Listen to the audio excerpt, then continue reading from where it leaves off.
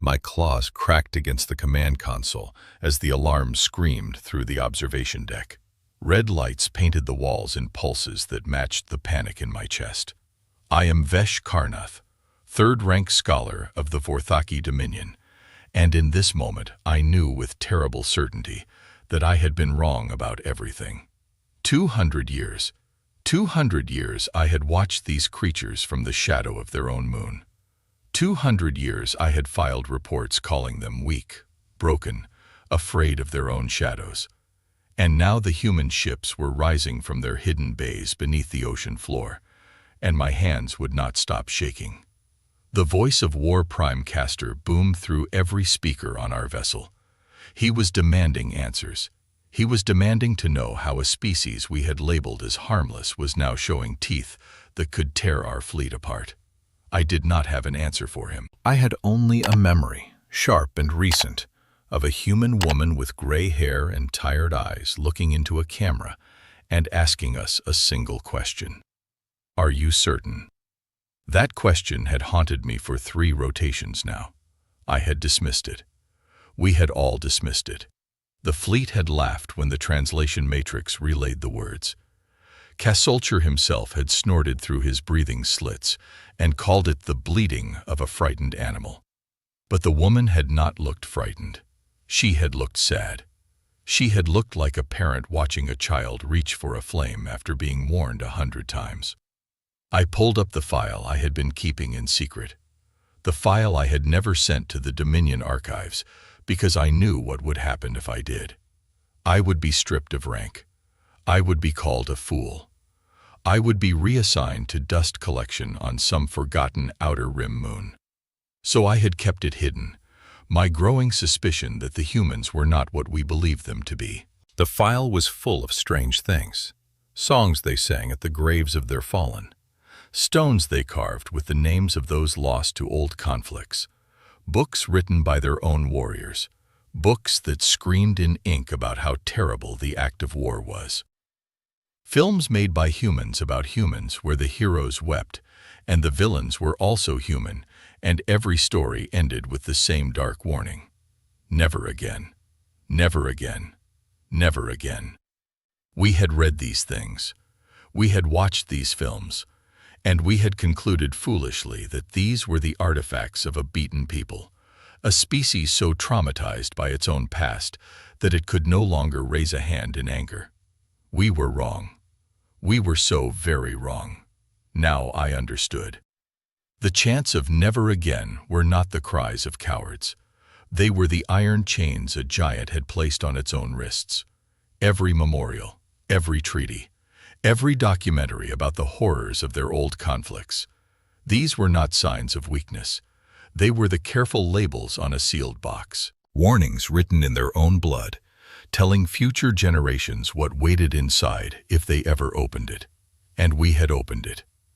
I rushed to the main viewing chamber where Castleter stood with his arms folded across his armored chest. He was looking down at the blue and green sphere below us with the patient hunger of a predator about to feed. He did not look at me when I entered. He never did. I bowed my head and spoke quickly. I told him what I had been discovering. I told him about the patterns in human history. I told him about the weapons they had built and then buried, the technologies they had developed and then hidden, the agreements they had signed with each other not to use the terrible things they had created. I told him that humans were not a species afraid of war. They were a species afraid of themselves. He turned his great head toward me slowly. His 3 eyes narrowed. He asked me if I was suggesting that the Vorthaki Dominion, which had brought 4,000 worlds into its fold through patient and measured conquest, should fear a single blue planet of soft-bodied primates. I told him yes. He laughed. The sound was loud and ugly. The other officers on the deck joined him because they had to. I stood there with my crest flattened against my skull and felt the heat of shame rising through my scales. Castleter walked to the great window and pressed one armored hand against the glass. The planet turned beneath us, peaceful and bright. He said the words I will never forget. He said, "Look at them, Karnath. Look at how small they are. Look at how soft. They have begged their own gods for peace for 10,000 of their years. They will beg us too, and then they will kneel. I wanted to scream at him. I wanted to grab him by his great horned crown and shake him until his teeth rattled. But I was only a scholar, a third-rank scholar at that. So I bowed, and I returned to my chamber, and I began to record what I am recording now. For the past 3 days, I have been watching the human transmissions. Their leaders have not panicked. Their people have not fled. Their cities have not emptied.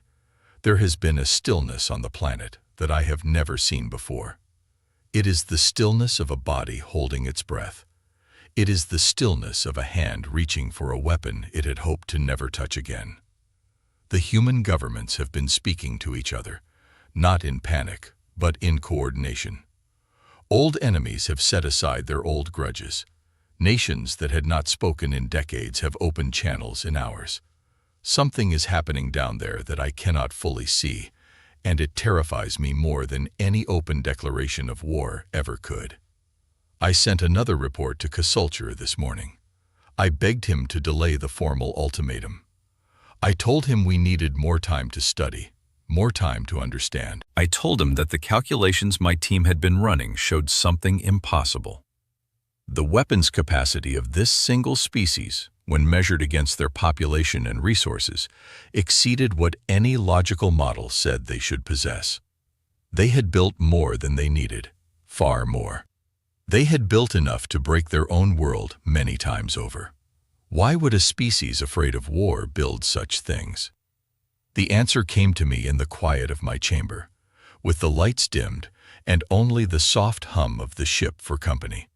They had not built these things because they were afraid. They had built them because they were not afraid enough. Because somewhere in their long and bloody history, they had learned that the only thing that kept their own kind from tearing each other apart was the certainty of total ruin. They had built a wall of fear around themselves, and they had taught themselves to be terrified of what they could do. That was the secret. That was the thing we had missed. The humans were not pacified. They were paroled. They were not gentle. They were restrained. And the restraint was something they had placed upon themselves voluntarily generation after generation, because the alternative was something so terrible that they could not allow it to happen again. Casulture did not respond to my report. Instead, he summoned the entire observation team to the bridge. He told us that the time for study was over. The fleet would arrive in 12 hours. The ultimatum would be delivered. The humans would either kneel or be reminded of their place. He looked at me when he said this last part, and his 3 eyes held nothing but contempt. I returned to my chamber, and I tried to sleep. I could not. I lay on my resting platform, and I stared at the ceiling, and I thought about the woman with the tired eyes who had asked us if we were certain. I thought about the songs at the gravesides, and the stones with the names. I thought about every human child I had ever observed being taught by parents and teachers and priests to fear the very thing their species had made. We had mistaken a warning for a weakness. We had read a sign that said danger and assumed it meant defeat. I am writing this now from my chamber as the fleet prepares for the final approach. In a few hours, we will appear above their world in formation, 340 ships strong. Casulture will deliver the ultimatum. He will demand their surrender. He will expect tears and trembling and the slow opening of their borders to our administrators. I do not think that is what we will receive. I think we will receive silence first. A long, terrible silence as they confirm what we are, as they verify that we are real, as they look upon us from their hidden places and make a decision they have spent 100 years praying they would never have to make. Then I think they will answer us with that question. The same question the woman with the tired eyes asked. The question I cannot stop hearing in my dreams. Are you certain? And Casulture, in his pride and his certainty and his absolute confidence in our superiority, will say yes. He will mean it. He will believe it. And in that moment, he will not understand what he has done. He will not understand that he has just given the humans permission to stop being what they have spent 100 years pretending to be. He will not understand that he has just told the giant it is allowed to take off the chains. I am only a scholar. I have no command authority. I cannot order the fleet to turn back. I cannot stop Casalter from speaking the words. I can only watch and record and pray to ancestors who have never answered me before. I look out my chamber window now.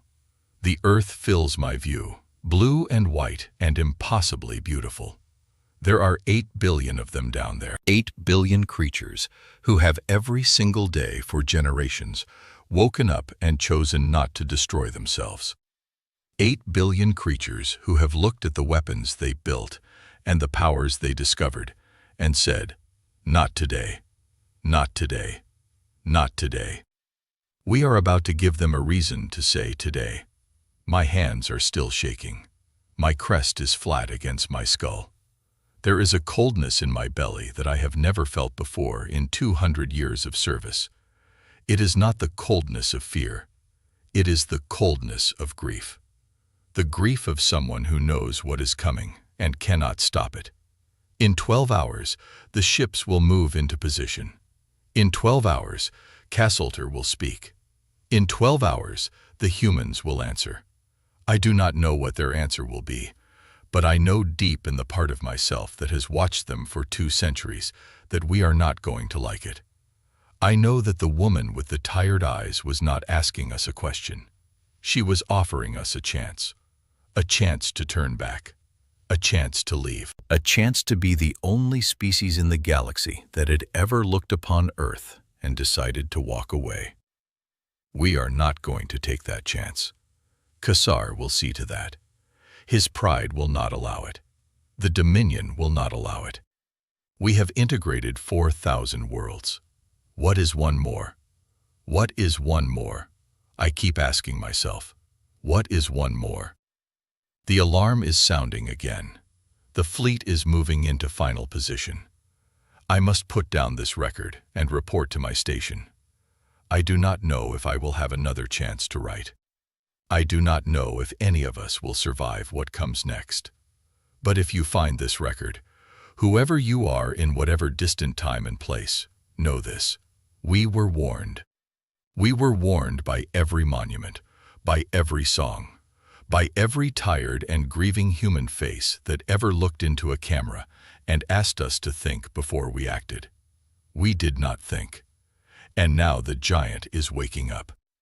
The ultimatum went out at the start of the 8th rotation. Cassar sat upon his command throne with his arms spread wide, his ceremonial robes hanging in heavy folds around his bulk. The broadcast filled every channel on Earth, every screen, every speaker, every device that could carry sound or image. There was no escape from his voice. He had designed it that way. He demanded that the humans surrender their sovereignty. He demanded that they accept Forthaki rule. He demanded that they open their borders, hand over their leaders, dismantle their militaries, and prepare for integration into the Dominion. He gave them 73 of their minutes to comply. He told them that resistance would result in measured correction. He used that phrase, measured correction, as if he were a teacher disciplining a misbehaving student. Then he ended the transmission and leaned back in his throne and waited. I stood at my station in the observation bay, watching the readouts. My fingers hovered over the console without touching it. I was waiting too. We were all waiting. The bridge was silent, except for the soft electronic hum of the ship and the slow, rhythmic breathing of the senior officers. The first thing that happened was nothing. The full 73 minutes passed. No response came from Earth. No transmission, no movement of military assets, no emergency broadcasts to their people, nothing. Casalter began to smile. I could see it in the corner of his great mouth, the slow curl of satisfaction. He believed they were frozen. He believed they were paralyzed with fear. He turned to his second in command and ordered the demonstration to begin. A small, uninhabited island in their southern ocean. A warning shot, he called it, just enough to remind them of what we could do. The strike vessel launched. The weapon detonated. The island vanished into a column of steam and debris that rose into the upper atmosphere of the planet. The image was beautiful in its terrible way. Kazalter watched it with the pleasure of a craftsman admiring his own work. And then the humans answered. The transmission came in not from one source, but from 9. 9 separate channels broadcasting from 9 different locations across the planet. Each channel carried a different voice. Each voice spoke a different language. But the message, when the translation matrix processed it, was the same in every case. Are you certain? That was the entire transmission. 3 words repeated 9 times in 9 different tongues from 9 different places. There was no threat. There was no plea. There was no negotiation. Just the question. Kazalter laughed. He told the bridge crew that the humans were stalling. He ordered the second demonstration. He selected a coastal city this time, one of the smaller ones, a place we had identified as having minimal military value. He said we would give them a real reason to come to the table. I could not stop myself. I stepped forward from my station. I called out his name. I begged him to wait. I told him that the question they were asking was important. I told him that they were giving us a chance to leave. I told him that if we struck that city, we would not be able to take it back. Kassar turned his great head toward me very slowly. The bridge crew went still.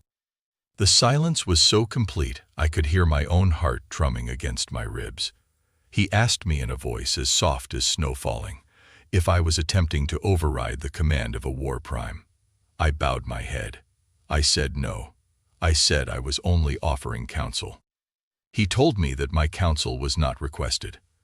He told me that if I spoke again without being addressed, I would be confined to my quarters for the duration of the campaign. He told me that scholars did not understand war, and that this was why scholars were not given command. I returned to my station. I put my hands on the console. I did not look up. The second strike was ordered. The weapon launched. 12 million human lives ended in the span of a single one of their seconds. The city had been called Logos. I made myself learn the name. I made myself record it. I would not let it be a statistic. I would not let it be a number on a report. The transmission from Earth came back within minutes. This time it was different. This time it was a single voice. A woman. The same woman I realized with a jolt who had spoken to us before. The one with gray hair and tired eyes. The one who had asked us if we were certain. She did not look tired anymore. She did not look sad anymore. Her eyes had changed. They were dry and steady, and they had something in them that I had never seen in a human face before. It was not anger. It was not hatred. It was something colder than either of those things. It was the look of someone who had just signed a document she had spent her whole life trying not to sign. She spoke very slowly. She said that for the past 120 years, her species had been preparing for 2 possibilities. The first was that they would survive their own dark impulses and become something better. The second was that they would not. She said that the work of preparing for the first possibility had been hard. The work of preparing for the second possibility had been harder. But they had done both because they were a species that took its responsibility seriously, and they knew that the universe might one day demand answers from them. She said that until today they had hoped the second preparation would never be needed. She said that until today they had believed that their long fear of war had been the right path, the only path, the path that would save them, and the path that might one day save others. She said that they had been wrong about one thing. They had been wrong to assume that the universe shared their fear. She paused for a long moment. She looked directly into the camera. She looked somehow directly at me. She said, "We asked you twice if you were certain. We did not ask you because we wanted you to surrender. We asked you because we wanted to be sure of what you were. Now we are sure." The transmission ended. The bridge was completely silent. Even Cassalter had stopped breathing for a moment. He recovered quickly, of course. He waved one great hand and dismissed the broadcast as more theatrics. He ordered the fleet to prepare for the next phase of the operation. He ordered the deployment of the ground forces. He moved on. But I could not move on. I returned to my chamber. I locked the door. I sat in the darkness, and I shook. I had spent 200 years studying these creatures, and in that one short transmission, the woman had told me that I had still missed the most important thing about them. They were not afraid of war because they were weak. They were afraid of war because they were strong. They had built their entire civilization on the foundation of that fear. And we had just told them in front of their own people that their fear was a joke to us. We had told the giant that the chains were not real. I pulled up my secret file again. I added new entries. I documented the question. I documented the demonstration of logos. I documented the woman's final words. I added one more entry at the bottom, my own observation, my own conclusion. I wrote, "They have decided." I did not yet know what they had decided. I did not yet know how. But I knew that something had shifted somewhere down on that blue and green world, in the minds of the people who held the keys to weapons we had not yet identified. I knew that the long hesitation was over. I knew that the careful generations of restraint had just been spent in a single afternoon, and that what came next would be the work of those who had spent their lives waiting for orders they had prayed would never come. The fleet continued its operations. Cassalter ordered the deployment of orbital scanning arrays to identify human military assets for the next phase. The scans began. The data started to come in. And almost immediately, the technical officers began to make sounds I had never heard them make before. Sounds of confusion, sounds of disbelief.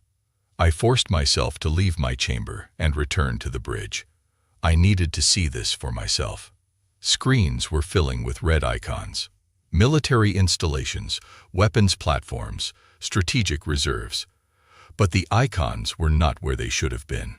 They were not concentrated around military bases. They were not gathered near government centers. They were everywhere. They were in the oceans. They were in the mountains. They were beneath cities.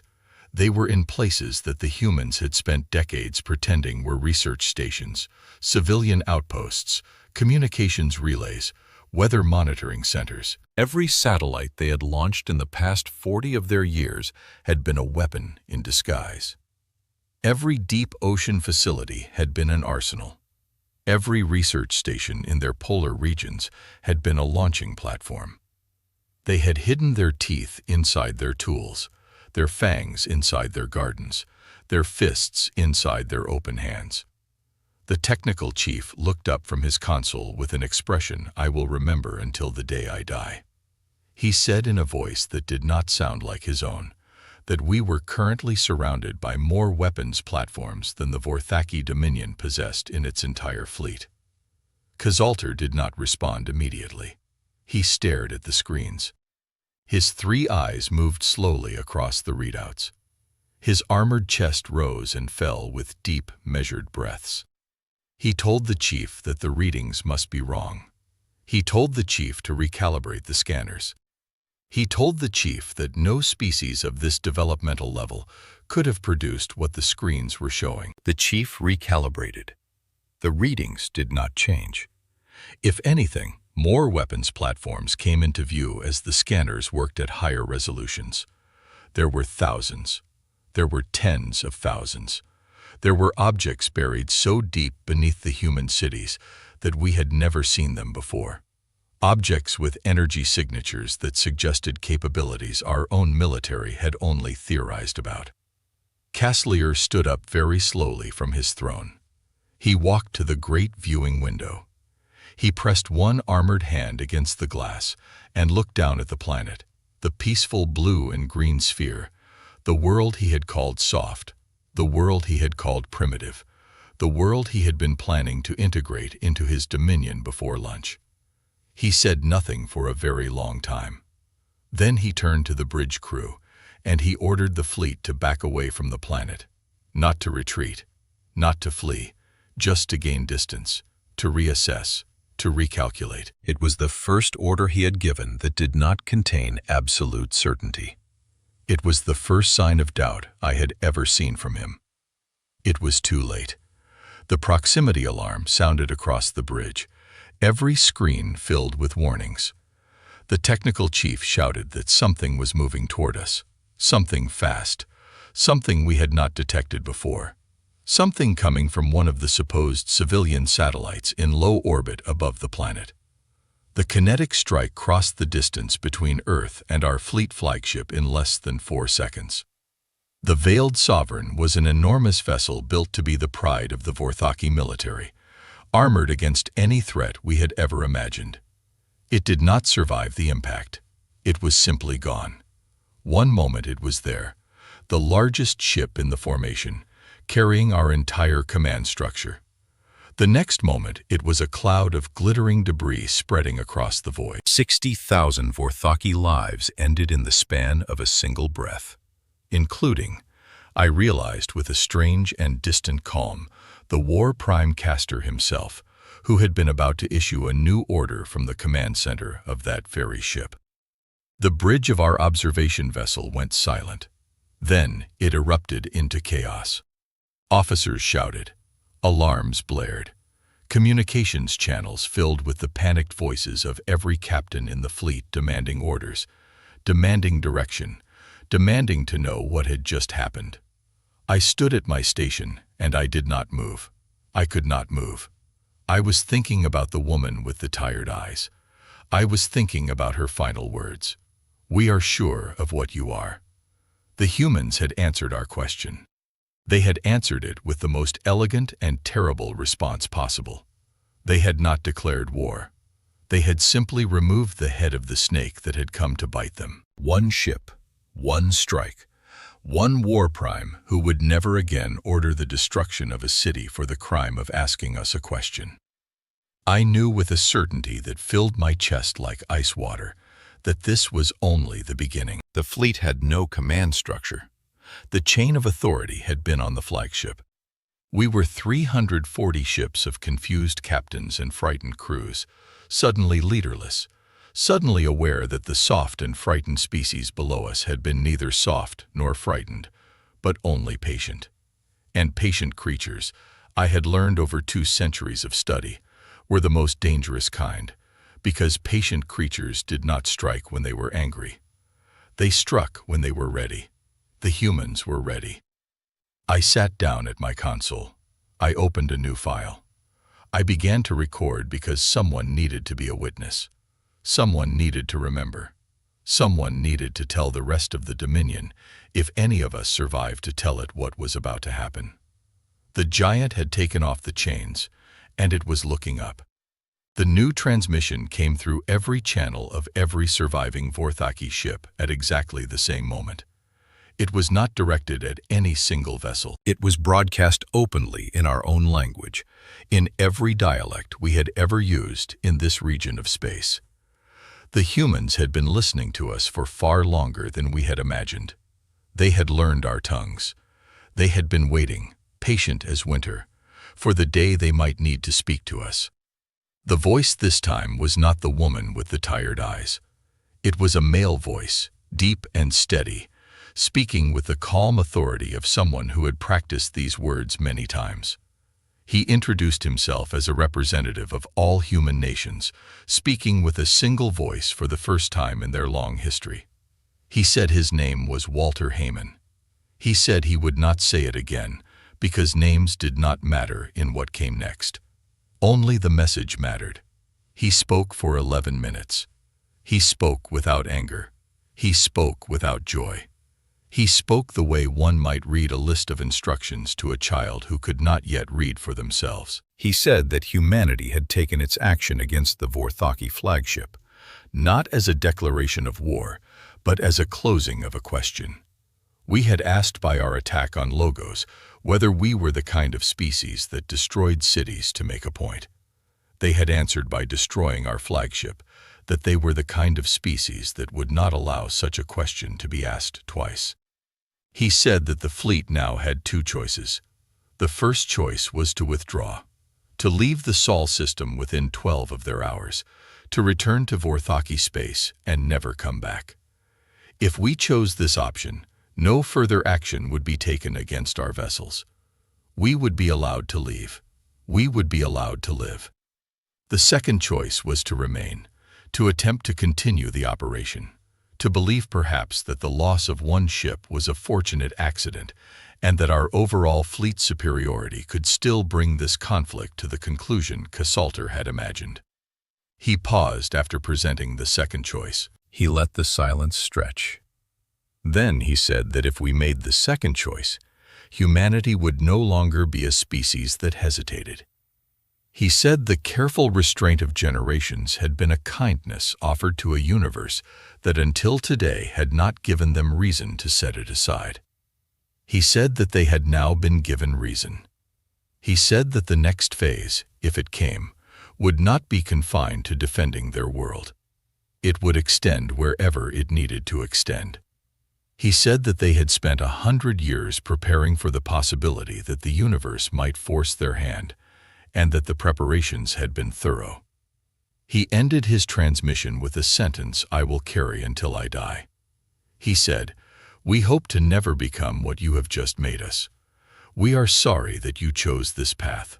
Choose better in the next 12 hours, or do not choose at all." The transmission ended. The fleet was silent. 339 ships floated in the void above Earth, captains looking at each other through their communications channels, no one knowing what to say. The command structure was gone. The war prime was gone. There was no one to make the decision that needed to be made. I sat at my station and watched the timer begin its count. 12 hours, 12 human hours, less than half a rotation for us. The captains began to argue across the channels. Some demanded retreat. Some demanded counterattack. Some demanded that we contact the Dominion High Command and request immediate reinforcement. The arguments grew loud and bitter. Old rivalries surfaced. Old debts were named. The fleet that had arrived as a unified force began to fracture in the space of an hour. The captain of our own vessel, a senior officer named Threshold, finally cut through the noise. He demanded order. He demanded silence. He said that as the senior officer of the highest remaining rank, he was taking temporary command of the fleet until proper authority could be established. The other captains accepted this, mostly because no one else wanted the burden. Threshold opened a private channel to me and asked me to come to his ready room. I went. My legs felt heavy. My mouth was dry. I knew what he wanted from me. I knew what I had to tell him. When I entered, he was standing at the window with his back to me. He did not turn around. He asked me in a quiet voice what I thought we should do. I told him the truth. I told him that we should leave.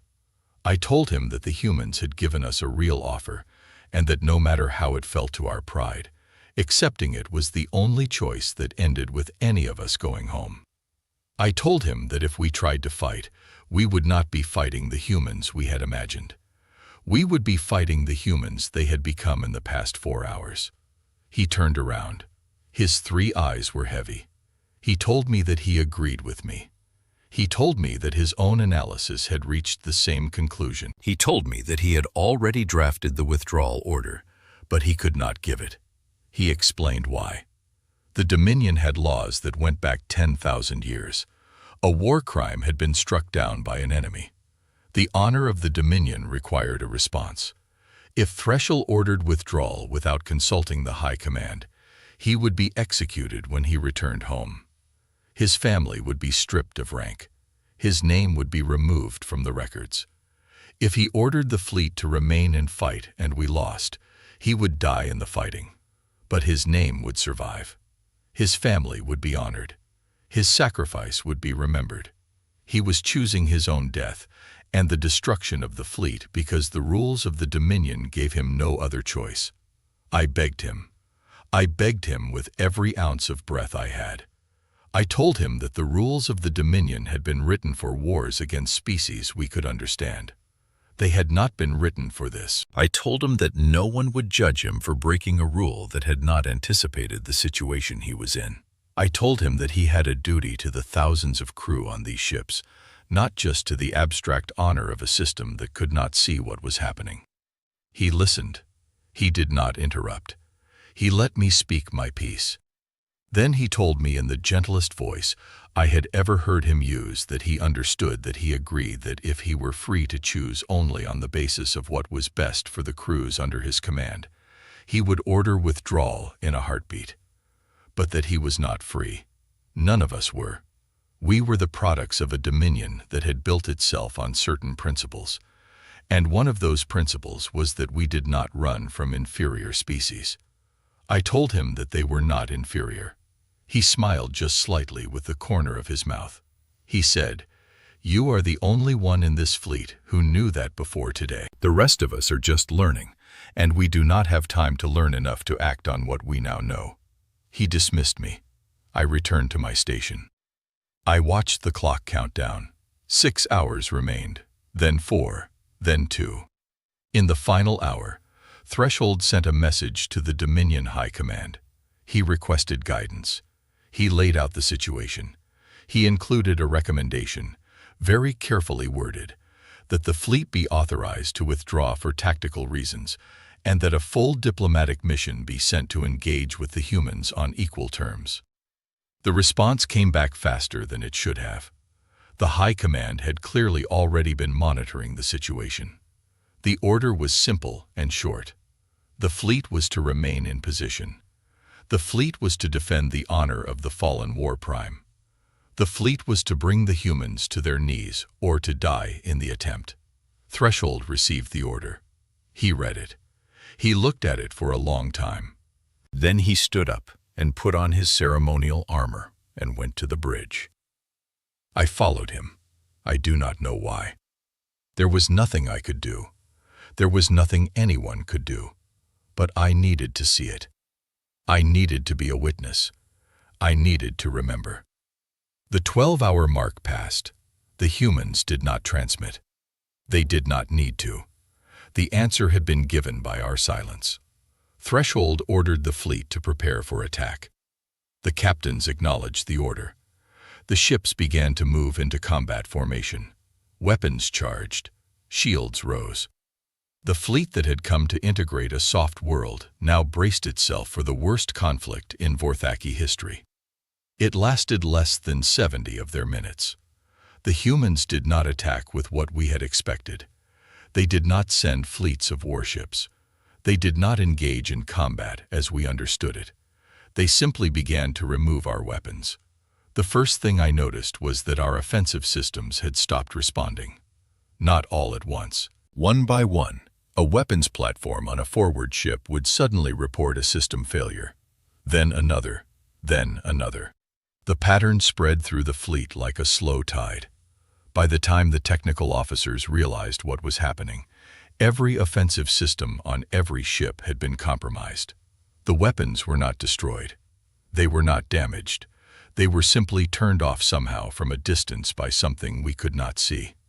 I learned later, much later, that the humans had deployed what they called nanite swarms, tiny machines smaller than dust that drifted through the void and entered our ships through every microscopic gap in our hulls. The machines did not damage us. They did not harm a single crew member. They only disabled the weapons.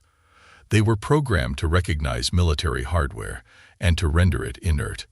They were programmed to leave everything else alone. Within an hour, the Great Voraki fleet was a collection of unarmed vessels floating in space. We could still move. We could still maneuver. We could still go home. But we could not fight. Threshold sat on the command throne with his hands flat on the armrests. He stared at the readouts. The technical chief reported in a voice that broke twice while speaking that we had no offensive capability remaining. None across the entire fleet. The new transmission came through. The male voice again. Walter Heyman said, "We offered you a choice. You chose to remain. We will not destroy your fleet. We will not harm your crews, but your weapons are no longer yours. Your ability to make war on others is no longer yours. You may return to your home. You will arrive unarmed. You will explain to your government what has happened here, and you will tell them that any further movement of Vorthaki military forces toward Earth or toward any world that wishes to be free of Vorthaki rule will be met with the same response." He paused. He said, "We are not your conquerors. We do not want your worlds. We do not want your wealth. We do not want your culture or your history or your future. We only want you to leave us alone. And we want you to leave alone everyone else who until today did not know that being left alone was something they could ask for." He paused again. He said, "The age of the Vorthaki Dominion is ending. Not because we are ending it, because you ended it the moment you destroyed a city to answer a question. We are simply making sure that what you started cannot be continued." The transmission ended. Threshold rose from his throne. He walked to the great window. He looked down at the planet the same way Castleter had done before him, but with a very different expression. There was no hunger in his 3 eyes. There was no contempt. There was only a quiet and bottomless grief. He gave the order to depart. The fleet turned. The engines lit. We began the long, slow journey home. 339 unarmed ships limping back to a dominion that did not yet know what had happened to it. I returned to my chamber. I opened my secret file. I wrote a single new entry. I wrote, "They did not kill us." That is the part I cannot yet understand. They had us. They could have ended every life in this fleet with the same effort it took to disable our weapons. They chose not to. They chose mercy. After everything we did, after Logos, after the demonstration, after the ultimatum and the refusal of their offer, they chose mercy. I sat in the dark for a long time thinking about that.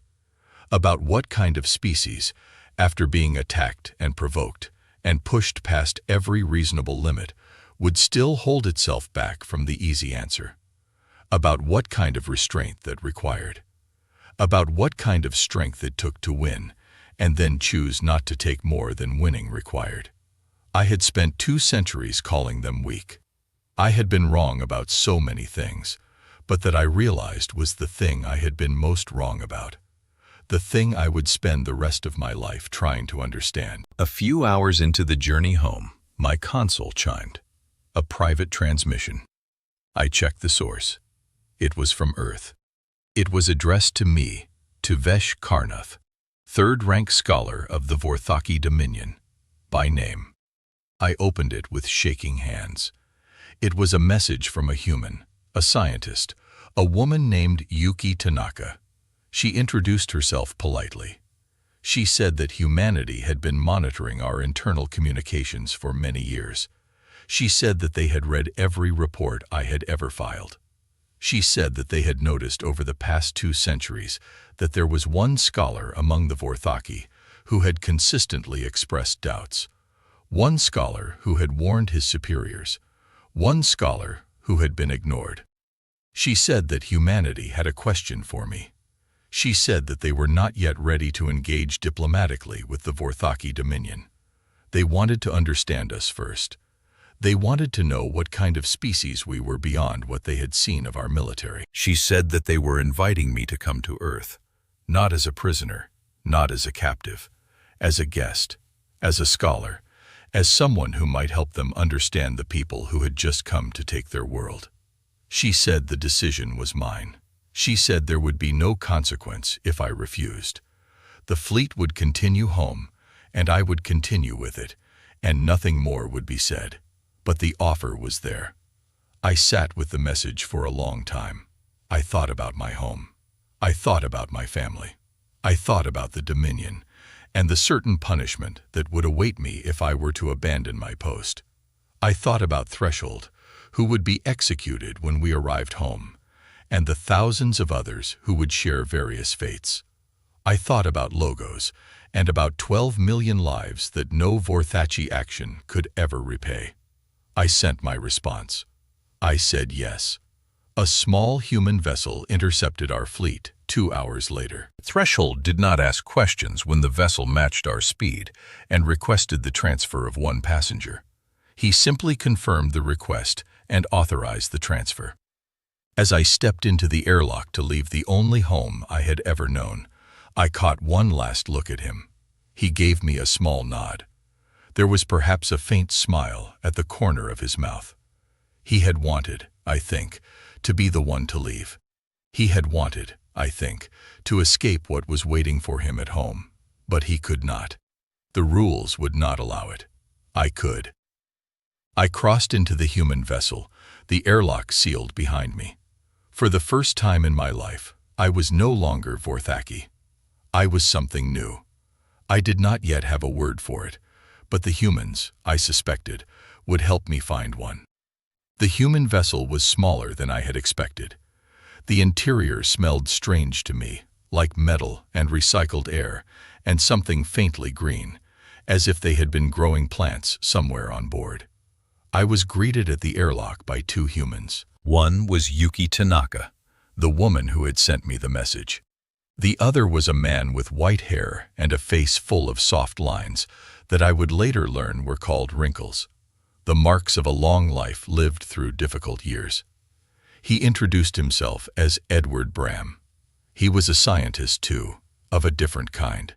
He studied minds. He studied what made species do what they did. They did not bow to me. They did not threaten me. They did not treat me as a prisoner or a curiosity. They treated me from the very first moment as a colleague. Yuki shook my 4-fingered hand carefully, the way one might handle a delicate instrument. Edward simply nodded and gestured for me to follow them deeper into the ship.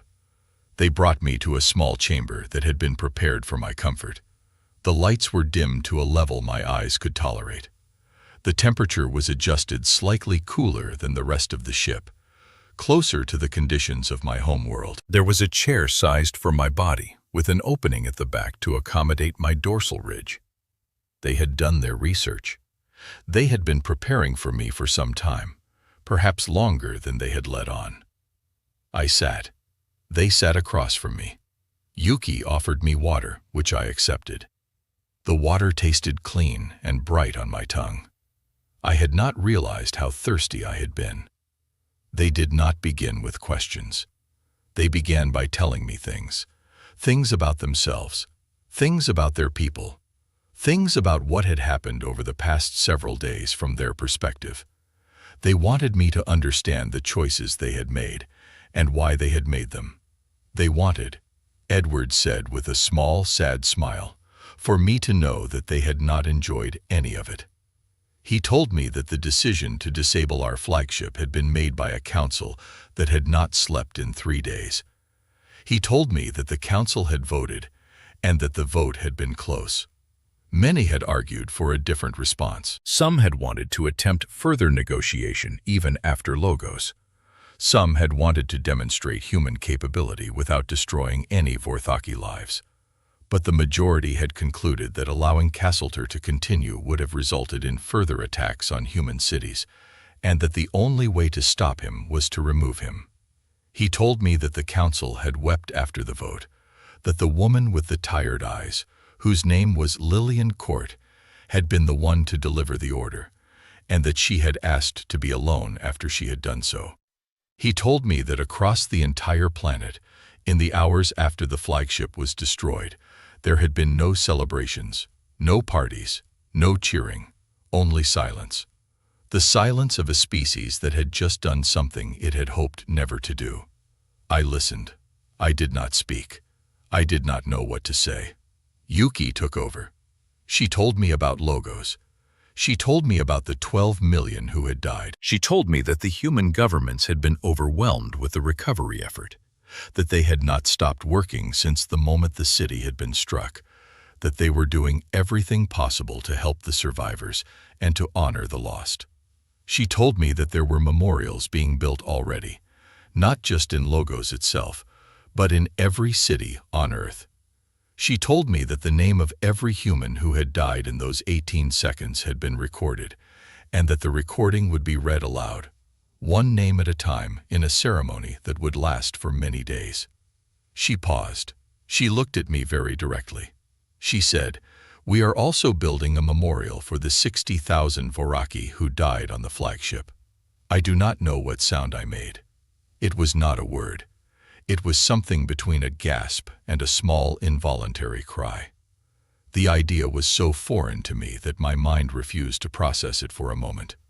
They were building a memorial for the soldiers who had come to take their world, For the crew of the ship that had destroyed Logos. They were honoring our dead. I asked her why. She said because they were people. Because every life is a life. Because when we mourn only our own, we forget what we are. Because if we let ourselves stop mourning the people we have lost, even the people who hurt us, then we have already become what we are trying not to be. I sat in that small chamber, and I felt tears come to my eyes. I had not cried since I was a hatchling. The Vorthaki do not cry as adults. We are trained out of it, but I cried then. I cried for a long time. Yuki and Edward did not speak. They did not move. They simply let me have the moment. When I was finished, Edward leaned forward in his chair. He said, "We need your help." I asked them what they could possibly need from me. He told me that the next phase was the hardest one. The fleet was returning to Voraki space. The Dominion would learn what had happened. The High Command would have to decide what to do next. There was a real possibility that they would order another military response, A larger one, with the full resources of the Dominion behind it. There was a real possibility that the humans would be forced to defend themselves again on a much larger scale. Humanity did not want that. They had not wanted the first conflict, and they did not want a second one. They wanted, if it was at all possible, to find a way to talk to the Dominion, to make the Dominion understand what had happened and why, and what would happen if they tried again. For that, they needed someone who could speak to both sides, someone who knew Vorthaki culture from the inside, someone whose name and rank would be recognized, who could carry a message with weight, someone who could explain to the High Command what they could not explain to themselves. They nutted me. I told them I was a third-rank scholar. I told them that no one in the High Command would listen to a third-rank scholar, especially one who had abandoned his post. Yuki smiled. She said, "You are not a third-rank scholar anymore. You are the only Vorthaki who has been to Earth. You are the only Vorthaki who has spoken with humanity face to face. You are the only Vorthaki who knows what we are, and what we are not, and what we will do if forced. When you return to Vorak Prime, you will not be a third-rank scholar. You will be the most important voice in the Dominion, and we will make sure of that." I asked her how. She said, "Because we will go with you." I stared at her. She said that a small human delegation would accompany me to Vorak Prime. Not to negotiate, not to threaten, to explain, to present evidence, to answer questions, to stand before the High Command and let them see with their own eyes what kind of species humanity was. The delegation would include her. It would include Edward. It would include a small number of others who had been chosen for their ability to communicate across difference, to speak truth without anger, to represent humanity at its best. I asked her if she understood what she was offering. I told her that the High Command might not let them leave, that they might be taken as captives, that the Dominion was not bound by the rules of diplomatic protection that the humans had observed. She said, "We know. We have prepared for that possibility." I asked her how. She told me, "I will not record the details here because they were never meant to be shared." But she told me enough to understand that the delegation would not be defenseless, that humanity had not arrived at this stage of their development by being naive about the species they would eventually meet, that every member of the delegation carried with them in ways I could not see, protections that would make any attempt to detain them very, very costly to whoever tried. I sat with all of this for a long time. The two humans waited patiently. They did not press me. They simply gave me the space I needed. Finally, I asked them why they trusted me. They had no real reason to. I had been part of the fleet that had come to take their world. I had stood by while Castleter had given the order to destroy Logos. I had not spoken out in time. I had not warned them, even though my long study had given me enough understanding to know what was coming. Edward answered. He said, "We trust you because you doubted, because for 200 years you wrote reports that your superiors did not want to read. Because you saw something they refused to see, and you kept seeing it even though seeing it gained you nothing. Because when the moment came and we offered you a way to do something good, you did not hesitate. You did not bargain. You said yes." He said, "We have known your kind a long time from a distance. We know what you value, and what you fear, and what your culture rewards. Doubt is not rewarded among the Vorthaki. Curiosity about the wrong things is not rewarded. The fact that you kept being curious, even when it cost you, told us everything we needed to know about you." He said, "You are a good person, Vesh Karnath. We are sorry that the universe did not give you better company." I cried again then. I did not try to hide it. We spent the next several days preparing. The human vessel was equipped with communication systems that I had not imagined could exist. I was given access to information that the humans had been gathering for over a century. I learned things about my own species that no Vorthaki had ever been told. I learned about patterns in our history, about the way the Dominion had risen, about the species we had integrated and the costs of that integration, about the lies our own historians had told us to make our conquest seem noble. It was not easy. There were moments when I wanted to deny what I was seeing. There were moments when I wanted to defend my people, my culture, my home. But Yuki and Edward were patient. They did not lecture me. They did not gloat. They simply presented what they had found and let me decide what to do with it. By the time we arrived at the edge of Vorthaki space, I was a different person than the one who had stepped into the airlock. I was still Vesh Karnath. I was still Vorthachi, but I was something more now. Something that had its eyes open, something that could see in two directions at once. The fleet had arrived home before us. The High Command had received Threshold's report. Threshold himself had been arrested upon docking. The news had spread through the Dominion within hours. The defeat, the disgrace, the loss of the flagship and the war prime. The order from the unknown humans that we were never to return. The High Command had not yet decided how to respond. There was furious debate. There were factions calling for immediate retaliation. There were others, smaller but growing, who argued for caution. The Dominion was in a state I had never seen before. It was uncertain. It was afraid. Into that uncertainty we arrived. The human vessel made its presence known at the boundary of Vorthaki space. It transmitted its identification and its purpose.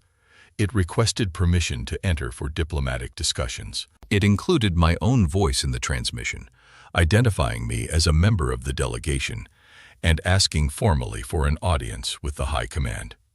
There was a long silence. Hours passed. I could imagine the panic in the chambers of the High Command. They had not expected this. They had not prepared for it. A human ship at their door with one of their own scholars on board requesting to speak with them. It was outside every protocol. It was outside every precedent. Eventually, the response came. Permission was granted with conditions. The human vessel would be escorted by a Vorthaki military convoy. The delegation would be received in the main council chamber. The discussions would be limited to 4 of their hours. After that, the delegation would be required to leave. We accepted the terms. The journey to Vorak Prime took another 2 days. During that time, I prepared. Yuki and Edward and the rest of the delegation prepared. We rehearsed what would be said. We rehearsed how we would present the evidence. We rehearsed how to handle the worst possible reactions from the High Command. I introduced the human delegates to Vorthaki customs they would need to follow. I taught them how to greet a council member. I taught them which gestures were polite and which were grave insults.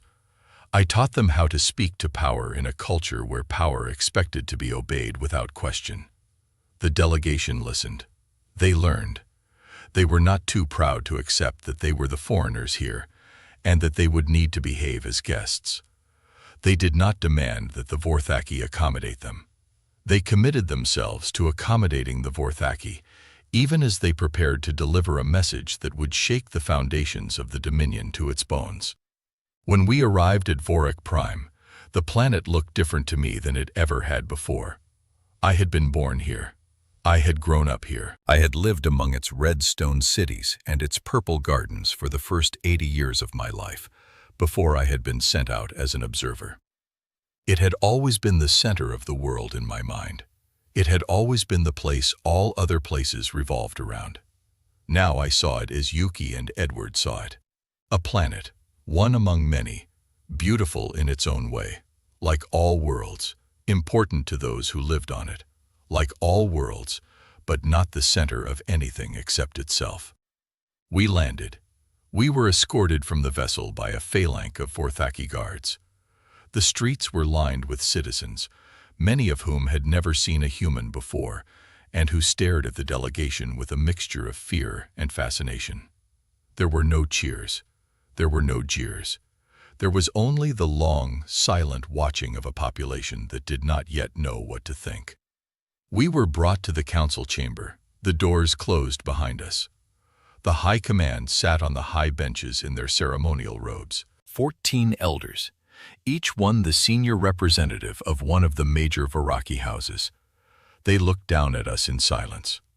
The eldest speaker, Vrothan, finally rose and began the formal greeting. Yuki rose to respond. She had practiced this. She delivered the human delegation's introduction in fluent ceremonial Voraki, with all the proper gestures and inflections. The council chamber went very still. I could feel the surprise of the 14 elders even from where I sat. They had not expected this. They had expected primitives. They had expected creatures who could barely communicate. They had expected weakness. Yuki finished her introduction. She bowed in the correct manner. She sat. Speaker Vroan was silent for a long moment. Then he asked in his own voice what humanity wanted from the Vorthaki Dominion. Yuki rose again. She said, "We want nothing. We came here only to make sure that you understand what has happened, and what will happen if you make the wrong choice in response. We came to give you information. The choice itself will be yours." She began to speak, and as she spoke, I realized that this was the moment my entire life had been pointing toward. 200 years of observation, 200 years of doubt, 200 years of being dismissed and ignored and laughed at. Now I was here in the highest chamber of my own people, sitting beside humans who had trusted me with their lives, listening to the truth being spoken to the council that had ruled my world since before my hatching. And I knew with a quiet certainty that filled my chest that nothing would be the same after today. Not for the Vorthaki, not for the galaxy, not for me. Speaker Vroan listened to Yuki Tanaka for almost an hour without interrupting her. She did not raise her voice. She did not threaten. She did not boast. She simply laid out the facts in the order she had prepared them. The arrival of the fleet, The ultimatum, the first demonstration on the uninhabited island, the destruction of Logos, the response from Earth, the disabling of the fleet. The choice she said humanity had made to spare every Vorthaki life that could be spared. When she finished, the council chamber was silent. The 14 elders did not look at each other. They did not whisper to their aides. They sat very still, and they stared at the small group of humans below them. And I could see in their faces something I had never seen in the faces of the High Command before. It was not anger. It was not pride. It was confusion. The kind of confusion that comes when a creature you have always understood does something you cannot understand, and you suddenly realize that you have never understood the creature at all. Speaker Vrone finally spoke. He asked Yuki why humanity had not destroyed the fleet. He said it in the way one might ask a strange question to a child, with patience, but also with a deep underlying need to know. Yuki answered without hesitation. She said because the people on those ships had not made the decisions that brought them here. They were soldiers. They were crew. They were following orders. We do not believe in punishing those who follow orders for the choices of those who give them. We took the head that needed to be taken. We did not need the rest. Vrone asked her why she had come here knowing the danger. Knowing that the High Command might decide to detain her delegation, or worse. She said, because we have hope. Because we believe that the Vorthaki are not yet beyond reach. Because we have watched your people for many years, and we have seen that not all of you are like the war prime who came to our world. We have seen scholars who doubted. We have seen citizens who questioned. We have seen children taught by their parents to be kind to small creatures. We do not believe that any species is incapable of choice. We came here to give your council a choice. She gestured to the materials her delegation had brought. Date A drives, visual records, detailed analysis of every Voraki operation against every species the Dominion had ever integrated. The kinds of records the High Command had assumed no outside force could ever possess. She told them that humanity had been gathering this information for over 100 years. She told them that everything the Dominion had done in secret was now known. She told them that the rest of the galaxy did not yet have this information, but that humanity was prepared to release it if the Dominion forced the issue. The 14 elders shifted in their seats. This was a different kind of weapon. It was not a weapon they had armor against. The Dominion's power had always rested on a careful management of what other species knew about us, what they feared, what they believed they could expect. If all of that was about to be revealed, the foundations of our rule across 4,000 worlds would crumble in the span of weeks. Rothan rose slowly from his bench. He walked down the steps to stand on the floor of the chamber, facing the delegation directly. He was a tall Voraki, even by our standards, and he loomed over Yuki, who came up only to his armored midsection. She did not flinch. She did not step back. She looked up at him with the same steady eyes I had seen on Lillian Court, the woman who had asked us if we were certain. He asked her what humanity wanted from him. She said 3 things. First, that the Dominion announced publicly, and to all of its client worlds, that the era of forced integration was ending, that any world that wished to leave the Dominion would be allowed to do so without retaliation, that those that wished to stay could do so under new terms negotiated freely. Second, that the Dominion's military be reduced to a defensive posture. No expansionist fleets. No exploration vessels carrying weapons capable of more than self-defense. The Dominion would remain a power in its core territory, but it would not project force beyond it. Third, that the records of what had happened at Logos and at Vorthak Prime, and in every Vorthaki operation against every species that had ever been touched, would be made public within the Dominion itself. That Vorthaki children would learn what their ancestors had done. That the truth would not be hidden from those who came after. She finished. She bowed slightly. She stepped back. Rothan stared at her for a very long time. The chamber was so quiet I could hear the slow breathing of the elders on the high benches. He asked her what would happen if the Dominion refused. She said, "Then we will release the records ourselves to every client world and every neighboring power. The Dominion will fall not by our hand, but by the choices of those who learn what was done to them. We will not lift a finger against you. We will simply tell the truth. The truth will do the rest." Rothan asked her what would happen if the Dominion attempted to attack Earth again. She said, "We have prepared for that. We do not wish it. We would rather you choose the path of change. But if you choose the path of force, you will find that what you experienced above Earth was the gentlest response we are capable of. We did not show you our teeth. We only showed you that we have teeth. There is much more we have not shown. Her voice did not change. She did not threaten. She simply stated a fact the way one might describe the weather. And because she did not raise her voice, because she did not seek to intimidate, the words landed with a weight that no shouting could have produced. The elders on the high benches understood. They had been listening to her for over an hour. They had seen the records. They had felt the truth in her quiet voice. Van returned to his bench. He spoke briefly with the other elders. The council deliberated for less than 10 minutes. They emerged with their decision. Speaker Vrothan rose and addressed the chamber. He said that the High Command would accept the terms, all 3 of them. He said that the announcement to the client worlds would be made within the day. He said that the military reduction would begin immediately. He said that the records would be open to the Vorthaki public starting with the Logos incident and working backward through every operation of the past 3,000 years. He paused.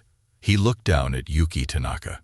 He said, "We are not doing this because you have asked. We are doing this because we have realized in this past hour that the Dominion, as we have known it, is already gone. It died above your world when we discovered that we did not understand what we were dealing with. The Dominion that comes next will be different. It will have to be different. Whether it is better will depend on us." Yuki bowed. She said, "That is all anyone can ever say about themselves. We hope the Vorthaki will be better. We hope to be better ourselves. We will be watching." The meeting ended. The human delegation rose. The escort returned. We were brought back to the human vessel without incident. As I walked through the corridors of the council building for the last time, I felt the eyes of my people on me. Some looked at me with hatred. Some looked at me with confusion. Some looked at me with something that might have been curiosity, or perhaps even respect. I did not know what would happen to me. I had abandoned my post. I had returned with the enemy. By every traditional standard of Vorthaki law, I was a traitor. But the traditional standards were changing even as I walked. And by the time the human vessel lifted off from Vorak Prime with me aboard it, no one had moved to stop us. The High Command had let me go. They had perhaps decided that I was more useful free as a voice in the wider galaxy than I would have been imprisoned at home. Or perhaps they had simply decided that they had bigger problems to deal with than one third-rank scholar who had seen too much. We returned to Earth. The journey was quiet. Yuki and Edward and I sat for many hours in the observation lounge of the vessel, watching the stars pass by, talking about small things and large things in equal measure. They told me about their families. I told them about mine. They told me what they hoped the galaxy might look like in 100 years. I told them what I feared it might look like instead. We did not always agree, but the disagreement was the kind that happened between friends, not between enemies. When we arrived at Earth, Lillian Court was waiting for us at the spaceport in a place called Geneva. She had come personally to greet us. She shook my hand with the same firm grip Yuki had used. She thanked me. She said that humanity owed me a debt it would never be able to repay. I told her that I owed her a debt also, that she had given me a chance to become something better than what I had been, that she had treated me when I did not deserve it, with the kind of mercy I had spent my whole life thinking was a weakness. She smiled. The smile reached her eyes this time. The tiredness was still there, but there was something else now too. Something that looked perhaps like the beginning of peace. That was 10 of my years ago. I am writing this now from a small university office in a place called Kyoto. It is autumn here. The leaves on the trees outside my window have turned red and gold and orange in patterns that no Vorthaki artist could ever reproduce. The air is cool and smells of something sweet that the humans call cinnamon. I have grown to love that smell. I teach now. I teach humans about Vorthaki history, about Voraki culture, about everything I learned in my long centuries of service. My students are kind to me. They ask difficult questions. They are not afraid to challenge me when they think I am wrong, which I often am. I have learned more from teaching them than I ever did from being a scholar in the Dominion. The galaxy has changed since the events I have described. The Vorthaki Dominion no longer exists in the form it once did. The client worlds were given their choice, and most of them chose to leave. Some chose to stay on new terms. The records were released as promise, and the histories of every species we had touched are now being rewritten by those species themselves. There has been pain in that process. There has been anger. There has been demand for accountability that the Dominion has had to face. But there has not been war, not the kind that was feared, not the kind that would have come if humanity had not intervened. Earth is left alone. The galaxy has come to an unspoken understanding about that. There are diplomatic missions to and from Earth. There is trade. There are scholars from many worlds now studying alongside humans in their universities. But no one comes to Earth with weapons drawn. No one threatens. No one tests the limits. The humans have not forgotten what they did. They will not forget. They build memorials for the lost of every species. They teach their children, every generation, about the events of those few terrible days. They do not teach it as a victory. They teach it as a tragedy. They teach it as a thing they hope to never have to do again. I have come to understand finally what they meant when they said they feared war. They did not fear it because they were weak. They feared it because they knew themselves. They knew what they could become if they let themselves. They knew that the line between a civilized species and one that destroys without mercy was thinner than anyone wanted to admit, and that they walked on the right side of that line only because they had chosen to every single day for generations. When the Vorthaki came to take their world, they had to choose again, and they chose to step across the line briefly to do what had to be done. And then they chose to step back. And then they chose every day since to remember the cost of having had to choose of all. That is the secret. That is the thing my people did not understand when they came to Earth, and that I think the galaxy is still slowly learning. The strongest species in any system is not the one with the most weapons. It is the one that has the most weapons and chooses voluntarily, freely against every temptation to keep them in their sheets. I have one regret, only one. I wish I had spoken louder sooner. I wish I had been brave enough to send my reports up the chain, even when I knew they would be ignored. I wish I had refused to follow Casalter into that final approach. I wish I had done something, anything that might have stopped what happened above Earth. I cannot change that now. None of us can. The dead of Logos cannot be brought back. The dead of the flagship cannot be brought back. The damage that was done in those few hours will echo for centuries in both directions. But I can teach. I can write. I can remember. I can make sure that when the next species rises somewhere in the galaxy and looks upon a world that seems soft and primitive and afraid of its own shadow, someone will be there to tell them the story of what happened above Earth. To tell them that the appearance of fear is not always what it seems. To tell them that the chains a species places on itself are sometimes the only thing standing between civilization and ruin. I sit at my desk now. The autumn light comes through the window. A small bell rings somewhere in the distance, marking the changing of a class. I will go and teach soon. I have students waiting. But before I go, I want to record one last thing. One last entry in this long account that I have been writing in pieces for 10 years now. The woman with the tired eyes, Lillian Court, passed away 2 years ago. She was very old by human standards, and the strain of those days had not been kind to her. I attended her ceremony. I stood among many thousands of humans who had come to honor her. I listened to her family speak about her, about who she had been before the events that had defined her place in history. They spoke of a grandmother who baked breads and told stories. They spoke of a leader who had spent her last years working tirelessly for peace. They spoke of a woman who had carried until her last breath the weight of the orders she had given in those terrible days. At the end of the ceremony, her granddaughter, a young woman named Clara, came to find me. She had something she wanted to give me. It was a small folded paper. Lillian had written it herself in the last week of her life. She had asked Clara to give it to me after she was gone. I opened it with shaking hands. It was very short. It said only this: "Vesh, thank you. We were so afraid we would have to become the thing we hated. You helped us remember that we did not have to become it forever. Only for a moment, and then we could come home." I have kept that note. It sits on my desk now in a small frame I made myself. I look at it every day. It is the most precious thing I own. The bell is ringing again.